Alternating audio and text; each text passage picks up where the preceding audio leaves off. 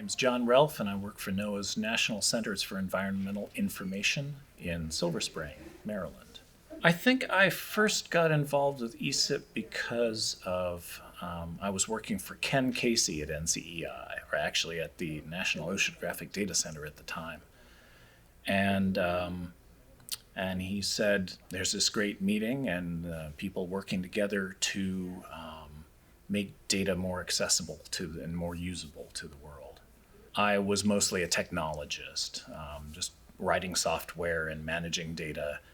And when I came to ESIP, I learned a lot about policy and about governance and about tools to enhance data access and to share metadata and about data discovery and then about FAIR. And so it's really opened my eyes to a lot of different things that I had not really thought about when I was just writing software.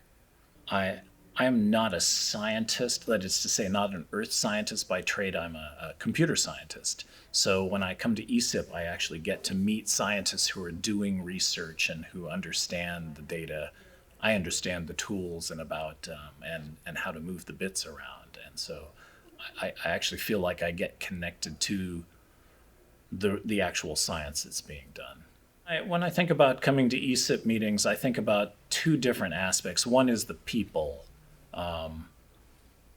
I establish relationships with people, and sometimes that leads to collaboration. Sometimes that leads to other opportunities. And the other thing I think about is the actual technical sessions themselves. Sometimes those sessions lead to actual use, implementation of tools. I went to an ESIP meeting in Colorado, and there was a session on schema.org. And that day I wrote an implementation of a schema.org server and had it up at our office and serving data. And that was very cool to go from a theoretical discussion in a session to working software, and something that ended up being used by all of NOAA.